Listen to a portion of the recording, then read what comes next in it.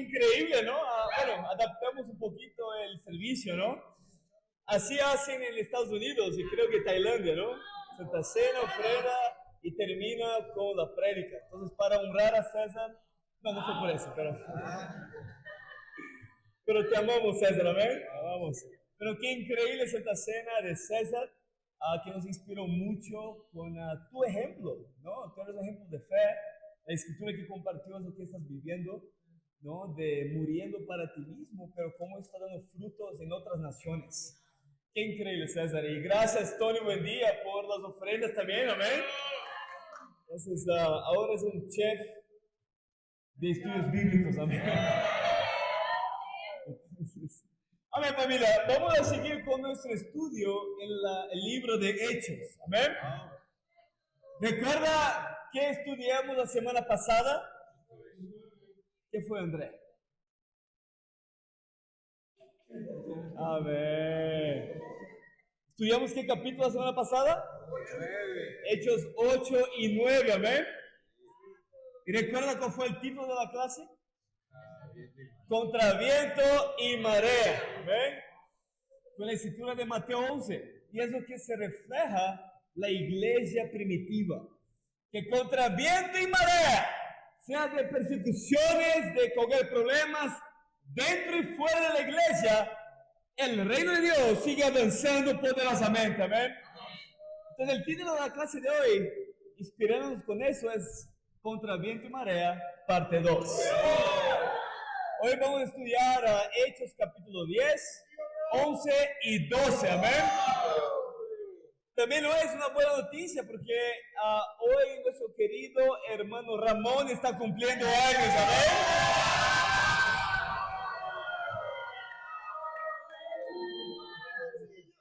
Entonces, su vida es una alegría, hermano.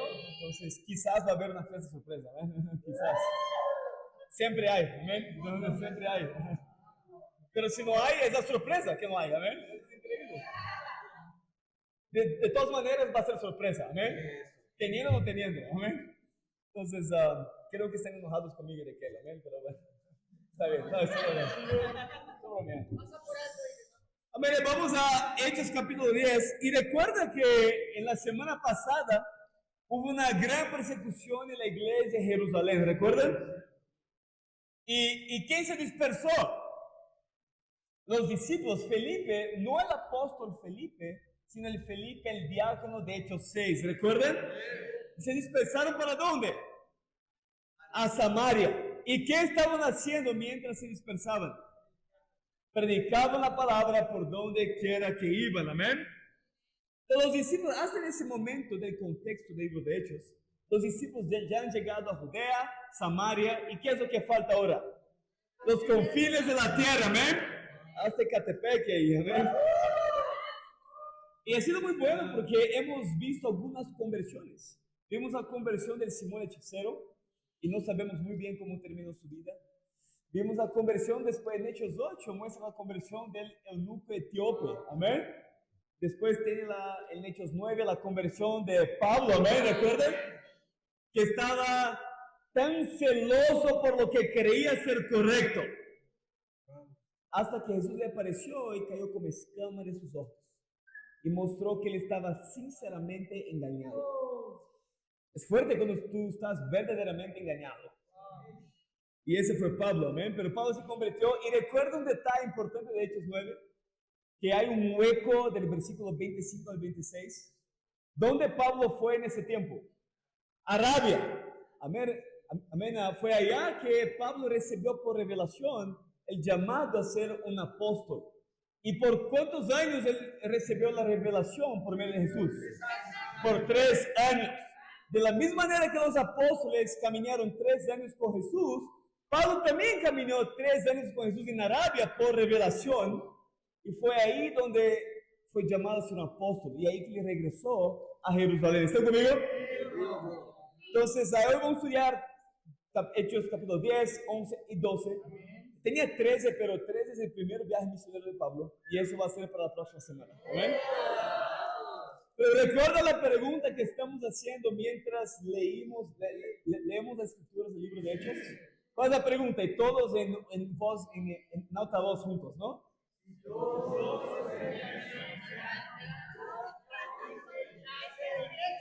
Amén. Súper sincronizado, amén. A veces cantamos así, amén. Es como súper fuera de orden, amén. Maite rió porque, bueno, si todos en la iglesia fueran como yo, ¿qué tipo de iglesia sería? Tengo solamente 2 puntos para nosotros, amén. Vamos para Hechos capítulo 10. El primer punto, celo por predicar. ¿Tú ya sentiste celo alguna vez en su vida? Recuerda que la semana pasada fue celo por la verdad, ¿no? Fue celo por predicar. Sentir celo es una pasión interna, un deseo interno, un sentimiento muy fuerte por algo. Imagina tener celo por predicar.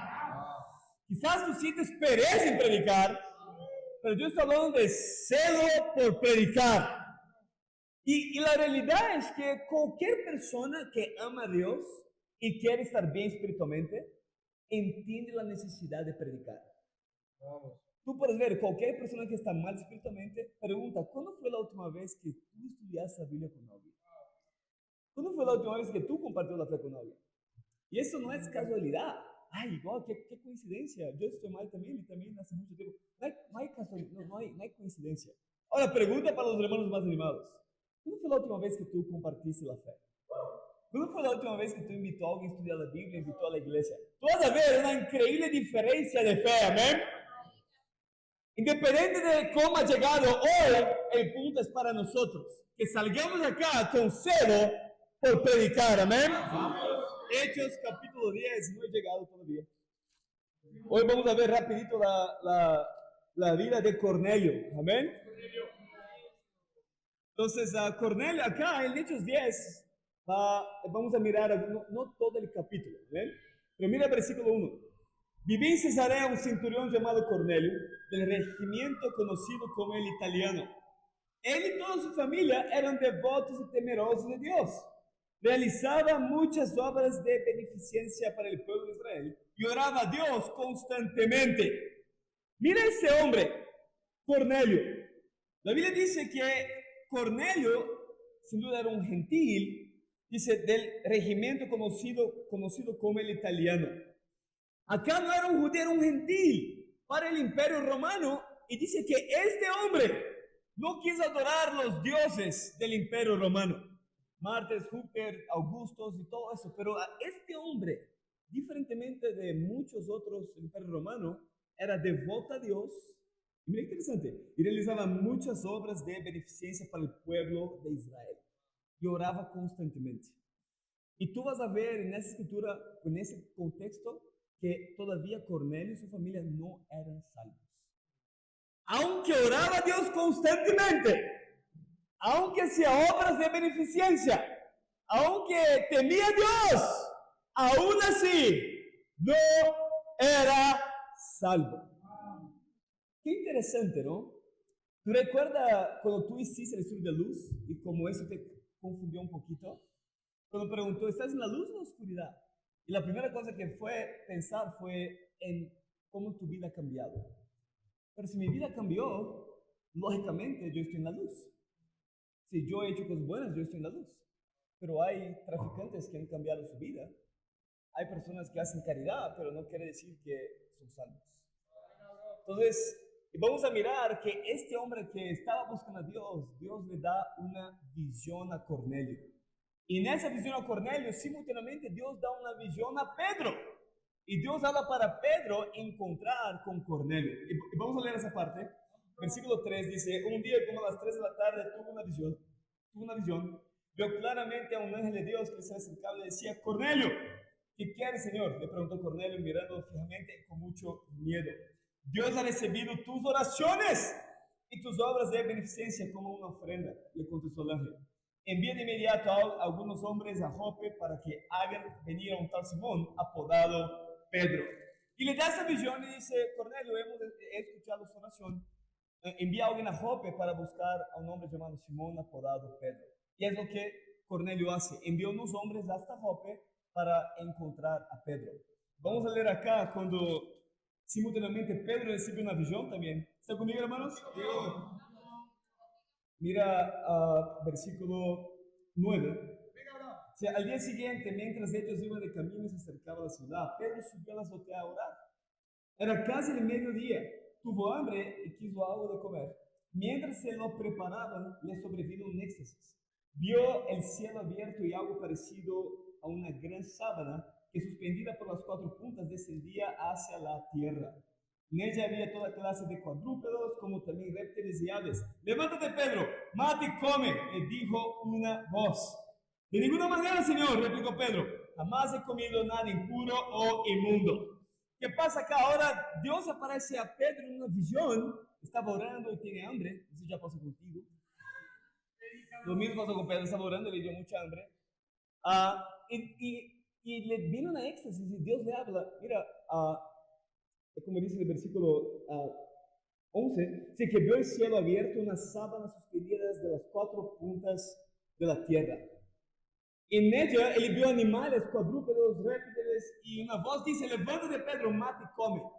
Y Pedro, un devoto judío, aunque era discípulo, pero devoto judío, no en el judaísmo, el cristianismo, pero con pasado judío, piensa que es una prueba. En la ley judía no podría comer animales impuros, y le piensa que Dios está echando una prueba acá. Pedro come lo que está impuro, y Pedro, es mi momento de brillar, ¿no? Yo sé la respuesta de esa. No voy a comer. Y yo imagino mirando al ángel. La respuesta, ¿no? Pero no sé si ya pasó contigo, ¿sabes? Cuando alguien te pregunta algo que tú crees que sabe la respuesta, tú le contestas con mucho, no soy así. Y pero contesta la prueba, ¿no? No. Nada impuro entra en mi boca. No, soy un buen estudiante, ¿no? Mira lo que dice el versículo 15. Por segunda vez le insistió la voz: lo que Dios ha purificado, tú no lo llames impuro. Esto sucedió 3 veces. Pedro no era el hombre más listo o inteligente del planeta. Dios tuvo que hablar 3 veces. Quizás tú no tengas ese discipulado donde la gente tiene que repetir la misma cosa 3 veces. Eso no es una buena señal. Si tú estás recibiendo la misma dirección una y otra vez, no es una buena señal. Amén. ¿Está conmigo, hermanos? Pero tú hasta qué veces está permitido? 3 veces. ¿Amén? Si quiere, ¿cuántas veces tiene que escuchar? ¿Puede escuchar lo mismo? 3 veces. Así fue con Pedro. Ojalá no pase de eso. Amén. Pero después dice: no lo llames impuro lo que yo he purificado. Y lo que le está diciendo a Pedro en esa visión no se trata de comida, pero se trata ahora de gentiles.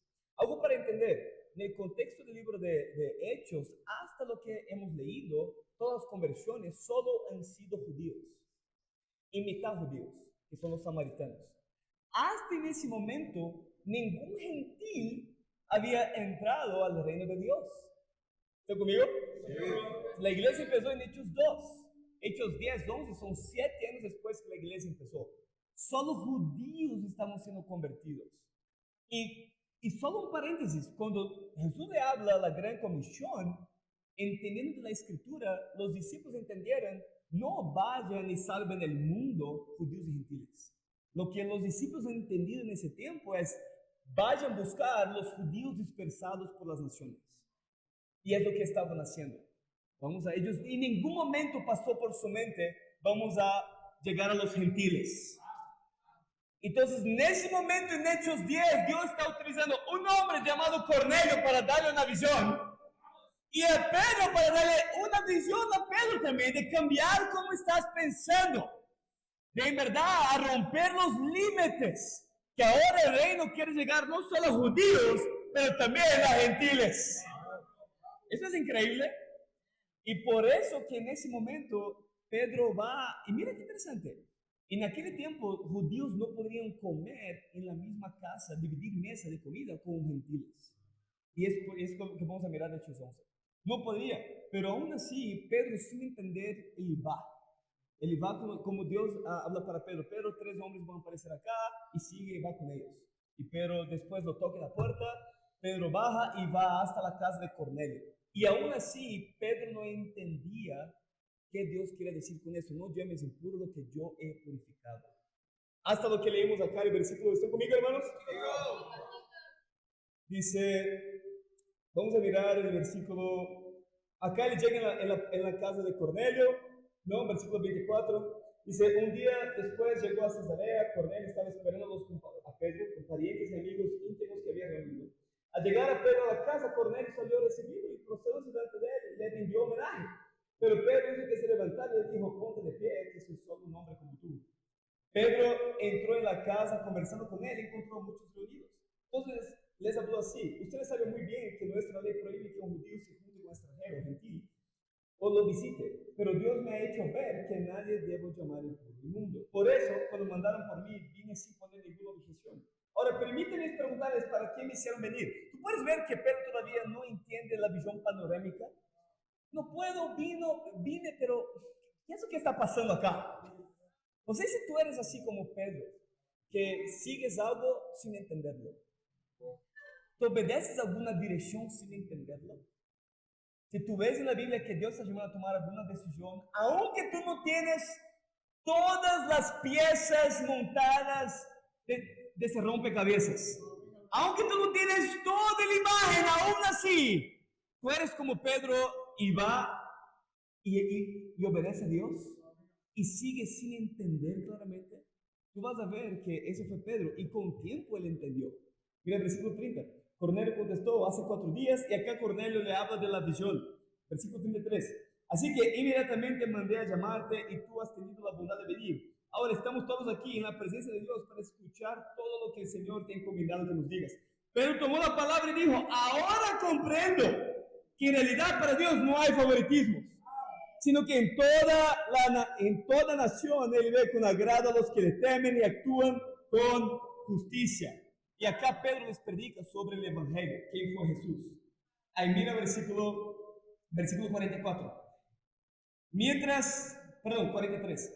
De él dan testimonio todos los profetas que todo el que cree en él recibe, por medio de su nombre, el perdón de pecados. Mientras Pedro estaba hablando todavía, el Espíritu Santo descendió sobre ellos, los que escuchaban el mensaje. Los defensores de la circuncisión que habían llegado con Pedro se quedaron asombrados que el don del Espíritu Santo se hubiera derramado también sobre los gentiles, pues los oían hablar en lenguas y alabar a Dios. Entonces Pedro respondió, ¿acaso puede alguien negar el agua para que sean bautizados esos que han recibido el Espíritu Santo lo mismo que nosotros?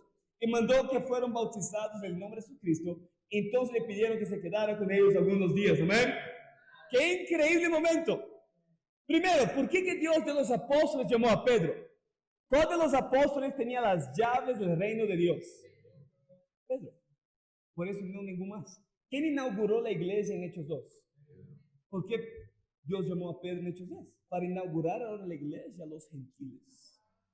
Y de la misma manera que estaba, mientras él estaba predicando el mensaje, la misma manera que pasó en Hechos 2, que de repente, no estaban orando por eso, de repente, todos fueron bautizados con el Espíritu Santo. ¿O qué era bautizado con el Espíritu? ¿Qué significa eso? Y eso tenemos un estudio que explica eso más detalles. El bautismo con el Espíritu Santo era para anunciar la llegada del reino de Dios en la tierra. ¿Cuántas veces hay bautismo con el Espíritu Santo en la Biblia? 2. En Hechos 2 para judíos y ahora Hechos 10 para los gentiles. Una vez que ya fue a judíos y gentiles, judíos ve a los que tienen la ley y gentiles los que no tienen la ley. Eso implica todo el mundo. Una vez que ya llegó para judíos y gentiles, ¿necesita llegar a la tercera vez? Obviamente que no. Si ya llegó para hombres y mujeres, necesita llegar para qué más. Entonces, es increíble porque acá algo que tenemos que entender. En el libro de Hechos vamos a ver 3 cosas que tú tienes que dividir bien en tu mente. Eso requiere un poquito de conocimiento bíblico. El don del Espíritu Santo. ¿Qué es el don del Espíritu Santo? Servía lo que los apóstoles tenían para convertir más discípulos. Porque en aquel tiempo la Biblia no estaba escrita. ¿Cómo la gente va a creer en lo que te está diciendo si solo por tus palabras? Por eso ellos tenían los dones de sanar, hablar lenguas y interpretación, todo eso para convertir más discípulos. Ahora tenemos el bautismo con el Espíritu Santo, que era para anunciar la llegada del reino de Dios. No se trata de salvación, se trata de que Dios está inaugurando algo, ahora abriendo las puertas para los gentiles. Y ahora hay la habitación interna del Espíritu Santo. ¿Qué es lo que recibimos? El bautismo en nombre de Jesús. En Hechos capítulo 2. ¿Están conmigo? ¿Qué recibimos en el bautismo en nombre de Jesús? De Hechos 2. El Espíritu Santo y el perdón de pecados. ¿Pero qué Espíritu Santo? ¿Los dones milagrosos? ¿El bautismo de abrir el reino? No, no, no. Tú recibes la habitación interna del Espíritu Santo. ¿Están conmigo, hermanos? Es increíble. Después lo que pasa es que algunos judíos empiezan ¿cómo decir? Vienen hasta Pedro y se enteran que Pedro ha comido en la casa de un gentil. Y Pedro les explica por qué él hizo lo que hizo. Pero yo quiero saltar un poquito con ustedes. Tú puedes leer después del capítulo 11. Yo quiero saltar a la mitad más o menos. Mira el versículo 19. Mira lo que está pasando correspondientemente a lo que leímos en el versículo 19. Versículo 19. Los que se habían dispersado a causa de la persecución que se desató por el caso de Esteban, Hechos 8, ¿no? Llegaron hasta Fenicia, Chipre y Antioquía, sin anunciar a nadie el mensaje excepto a los judíos. Entonces, solo estaban predicando el mensaje a quién? A los judíos. Versículo 20. Sin embargo, había entre ellos algunas personas de Chipre y de Cirene que al llegar a Antioquía comenzaron a hablarles también a los de habla griega, gentiles, anunciándoles las buenas nuevas acerca del Señor Jesús. El poder del Señor estaba con ellos y un gran número creyó y se convirtió al Señor. Amén. Entonces acá, cuando los judíos se dispersaron en Hechos 8 por Samaria, hubo algunos discípulos que fueron a Chipre, Antioquía, y muchos estaban predicando solo a judíos. Pero después parece que cuando se acabó judíos para predicar, empezaron a predicar también a los gentiles también. Entonces, y acá habla de Antioquía. Y mira el versículo 22, lo que dice. La noticia de esos sucesos llegó a oídos de la iglesia de Jerusalén y mandaron a Bernabé a Antioquía. Cuando él llegó y vio las evidencias de la gracia de Dios, se alegró y animó a todos a hacerse el firme propósito de permanecer fieles al Señor. Pues era un hombre bueno, lleno del Espíritu Santo y de fe. Un gran número de personas aceptó al Señor. Amén. ¡Qué increíble! En Antioquía muchas personas estaban siendo convertidas. ¿Cuántas personas? Comentaristas dicen que la iglesia de Antioquía llegó a 40,000 discípulos. Y es increíble porque los apóstoles que están en Jerusalén, ¿recuerdan? Hechos 8. Los que se dispersaron fueron los apóstoles, los discípulos. Pero los apóstoles que estaban en Jerusalén, cuando escucharon que los gentiles se están convirtiendo en cristianos, cuando escuchan las buenas noticias de Antioquía, los apóstoles envían a uno de sus mejores predicadores, llamado Bernabé, para ir a Antioquía. Y es lo que dice en el versículo 23. Cuando él llegó y vio las evidencias de la gracia de Dios, se alegró y animó a todos a hacerse el firme propósito de permanecer fieles al Señor. ¿Sabe? Bíblicamente, ¿cuál era la evidencia de la gracia de Dios? Fue ver tantas personas salvas. Esa fue la evidencia de la gracia de Dios. No fue un predicador subir acá y predicar sobre gracia. Gracia para ti, gracia para ti, gracia para mí, gracia para nosotros, gracia para todos nosotros. No, la evidencia de la gracia de Dios fue ver personas siendo salvas. Es increíble que hoy Ramón fue bautizado. Amén. ¿Sabe? Eso es increíble. Eso fue lo que Saulo y Bernabé vieron como la evidencia de la gracia de Dios. Y mira el versículo 25. Después partió Bernabé para Tarso en busca de Saulo. Y cuando lo encontró, lo llevó a Antioquía. Durante todo un año se reunieron los dos con la iglesia y enseñaron a mucha gente. Fue en Antioquía donde los discípulos se les llamó cristianos por primera vez. ¿Sabe? Y si tú no estás visitándolo y no sabes lo que es la palabra discípulo, bíblicamente el discípulo fue un apodo dado a los cristianos. ¿Amén? ¿Está conmigo? Perdón, cristiano fue dado un apodo dado a los discípulos. ¿Amén? Es lo mismo, cristiano visitado discípulo, discípulo cristiano. ¿Amén? Pero lo que quiero enfocar acá es que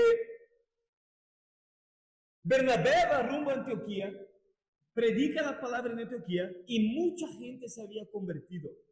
Y llega un punto que no sé si tú puedes sentir eso. Bernabé piensas, eso es mucho trabajo para mí. Lo que hay en Antioquía es mucha cosa. Yo necesito de alguien para ayudarme. Yo imagino pensando Saulo de Tarso. Saulo de Tarso. Él puede ser mi compañero de trabajo. Y él busca a Saulo de Tarso y lo lleva a Antioquía, donde pasaron un año con la iglesia enseñando a muchos. Recuerda que Bernabé, en la semana pasada, él que tuvo la valentía de llevar a Pablo hasta los apóstoles y decir, él es discípulo. A ver, él realmente es discípulo, ¿no? Abrazado con él, ¿no? Y Pablo así. Como que te amamos con el Señor, la persona es así. No de acá, ¿no?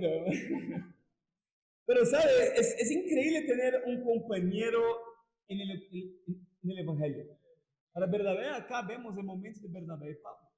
Y recuerda cuando Jesús envía a predicar, Jesús envía de 2 en 2. Es increíble que tener muchos Pablos en mi vida. ¿Amén? Yo pienso en muchos hermanos que hemos compartido el Evangelio juntos, ¿no?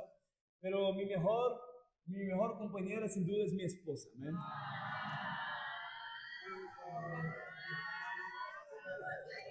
Ella es mi Pablita. Mi Pablita. Y sabe, al fin del día, si tú puedes ver el libro de Hechos, lo que nos une mucho como hermanos, ¿no? Es llegar acá a las 2 de la tarde a cantar canciones y es increíble, estamos alabando a Dios.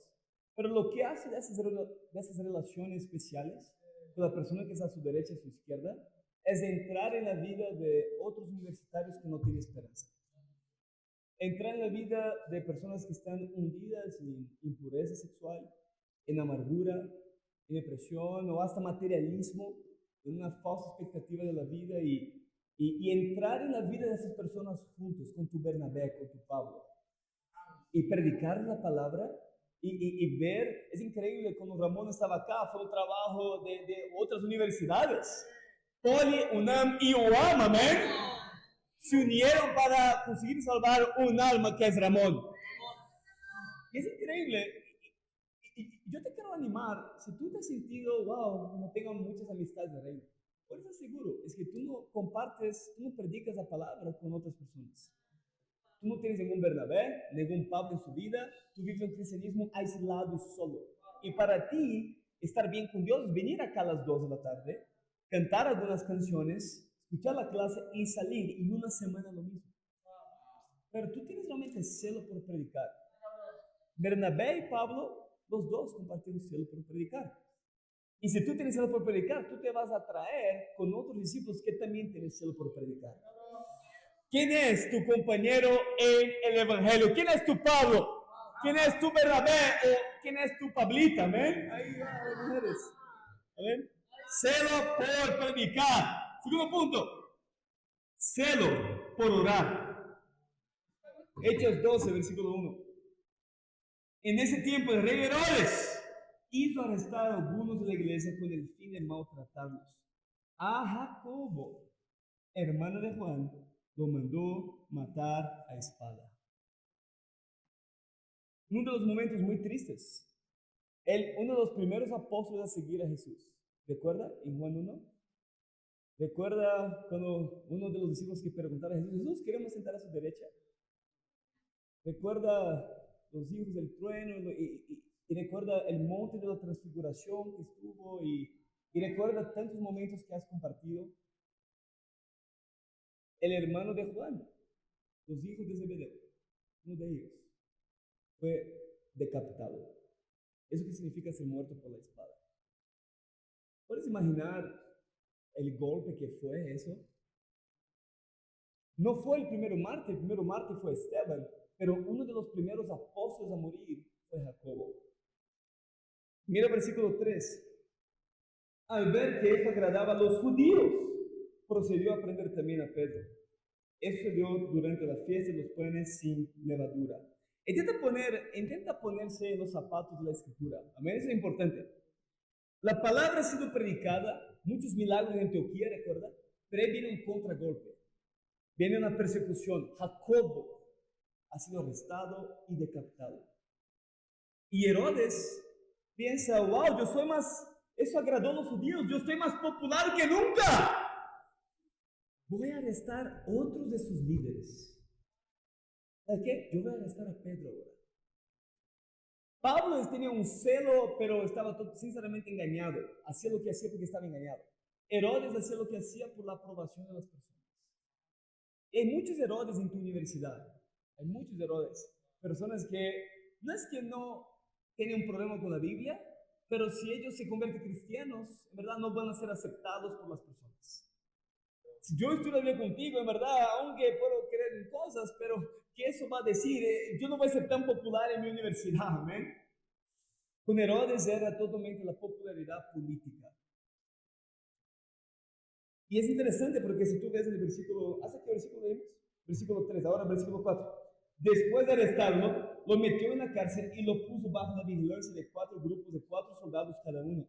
Tenía la intención de hacerlo comparecer en juicio público después de la Pascua. Pero mientras mantenían a Pedro en la cárcel, la iglesia oraba constante y fervientemente a Dios por él. Amén. Entonces, la Biblia dice que intenta poner una sola perspectiva. Pedro no solo sería arrestado, porque ¿qué fue lo que pasó con Jacobo antes? Fue arrestado y decapitado. Y él fue el próximo a ser arrestado. De una perspectiva humanista, Pedro iba a morir. Y la Biblia dice que la iglesia estaba orando a Dios fervientemente por la soltura, ¿así dice soltura?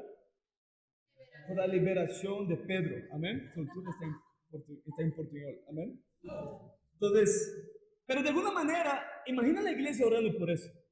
Imagina la tentación de decir, Dios, ¿por qué no dar a ti para liberar a Pedro? Si no has hecho con Jacobo. Pero aún así, la iglesia estaba constantemente orando a Dios para que libre a Pedro. Mira el versículo 6. La misma noche en que Herodes estaba a punto de sacar a Pedro para someterlo a juicio, dormía entre los soldados sujeto con cadenas. Unos guardias vigilaban la entrada de la casa. De repente apareció un ángel del Señor y una luz resplandeció en la celda. Despertó a Pedro con unas palmadas de costado. Algunos necesitan de palmadas de costado, ¿ven? Para que despiertes un poquito, ¿ven? Despertó a Pedro y le dijo, date prisa, levántate. Las cadenas cayeron de las manos de Pedro. Le dijo además el ángel, vístete y cálzate las sandalias. Así lo hizo. El ángel añadió, échate la capa encima y sígueme.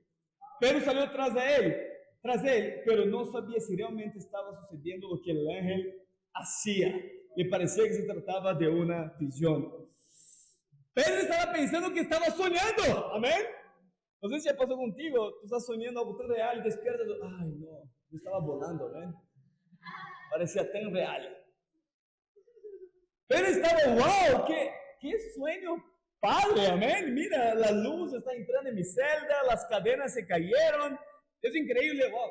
El ángel me está pasando las sandalias. Gracias, ángel, por darme las sandalias. Muchas gracias. Dice, wow, yo voy a salir por medio de los guardias. Qué sueño increíble, ¿no? Esa es la mejor noche de mi vida. Mira el versículo 10. Pasaron por la primera y la segunda guardia y llegaron al portón de hierro que daba a la ciudad. El portón se les abrió por sí solo y salieron, caminando unas cuadras, y de repente el ángel los dejó solo. Versículo 11. Entonces Pedro volvió y sí se dijo, ahora estoy completamente seguro de que el Señor ha enviado a su ángel para librarme del poder de Herodes y de todo lo que el pueblo judío esperaba. Cuando cayó en cuenta de esto. ¿Sabe? Miren qué interesante. Pedro demoró para caerse en cuenta. ¿Amén? De nuevo, Pedro no era el discípulo más listo del grupo. ¿Amén? Eso debe dar esperanza, mucha esperanza para nosotros. Dios puede utilizar a David, puede utilizarme a mí. Amén. No somos más listos, pero bueno, ahí estamos. Amén. Ahí estamos. Versículo 12. Cuando cayó en cuenta de eso, fue a casa de María, la madre de Juan, apodado Marcos, donde muchas personas estaban reunidas orando. Miren qué increíble. Los discípulos estaban en la casa de María, la mamá de Juan Marcos. Y es increíble porque todos están orando a Dios. ¿Y qué está orando a Dios? Dios, libre a Pedro. Mira el versículo 13. Llamó a la puerta de la calle y salió a responder una señora llamada Rode. Al reconocer la voz de Pedro, se puso tan contenta que volvió corriendo sin abrir. ¡Pedro está en la puerta! Es que me imagino Pedro allá afuera. Es como, abre, ¿no? ¡Estás loca!, le dijeron. Ellos insistían que sí, que así era, pero nosotros decían, debe ser su ángel. Mira, intenta imaginar eso, es increíble la Biblia. Todos los discípulos están reunidos en una casa, orando a Dios, quizás de manos dadas, ¿así dice? Tomados de las manos, amén. Todos están orando a Dios, Dios, libre a Pedro, salve su vida, haz cualquier cosa, y de la nada,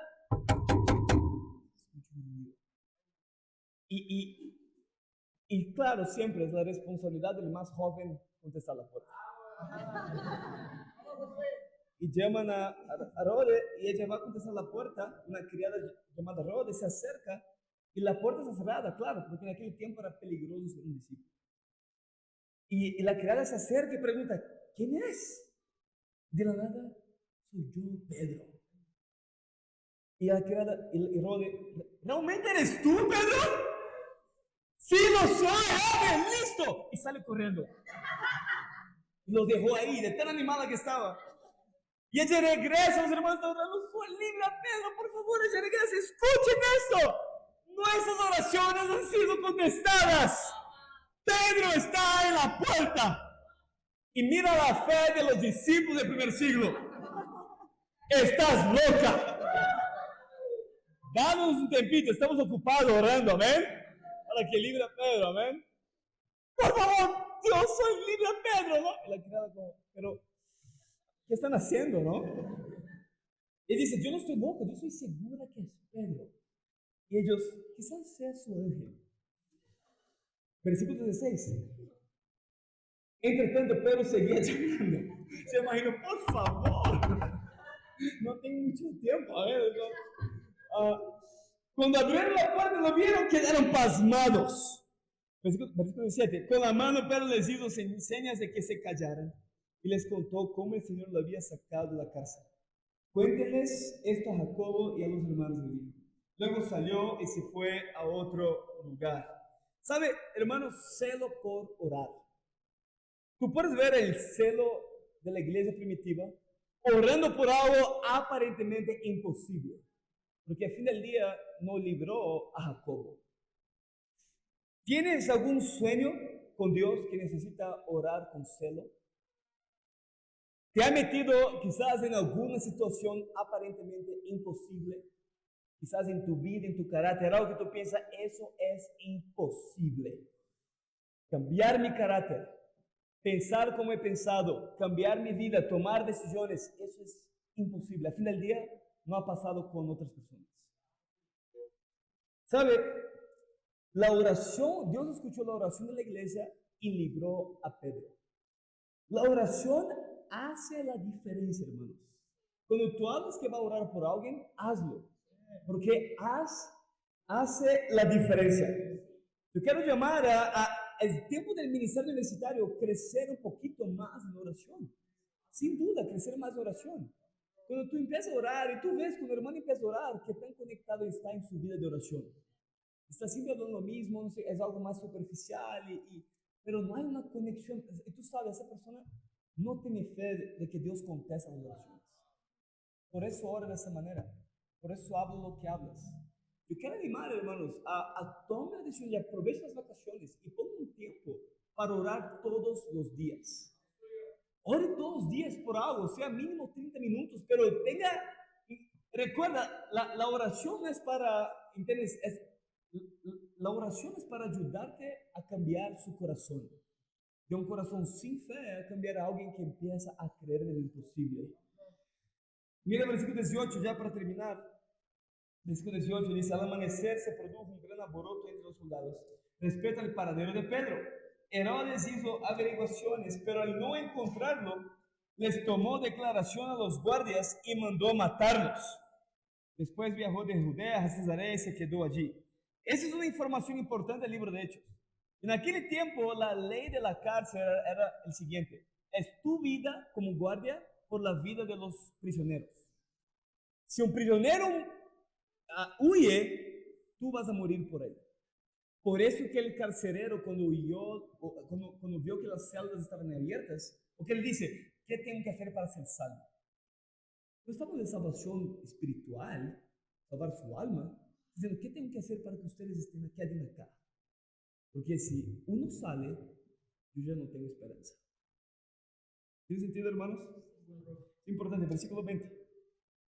Dice, Herodes estaba furioso con los de Tiro y Sidón, pero ellos se pusieron de acuerdo y se presentaron ante él. Habiéndose ganado el favor de Blasto, camarero del rey, pidieron paz, porque su región depende del país rey para obtener provisiones. El día señalado, Herodes, ataviado con su ropaje real y sentado en su trono, le dirigió un discurso al pueblo. La gente gritaba, voz de un Dios, no de hombre. Al instante, un ángel del Señor lo hirió porque no le había dado la gloria a Dios. Y Herodes murió comido de gusanos. Pero la palabra de Dios seguía extendiéndose y difundiéndose. Cuando Bernabé y Saulo cumplieron su servicio, regresaron de Jerusalén, llevando con ellos a Juan, también llamado Marcos. ¿Amén? ¡Qué increíble! ¿Quién es ese Juan llamado Marcos? A lo que leímos versículos antes, que Pedro fue a esta casa, a la casa de su mamá. ¿Está conmigo? Juan Marcos.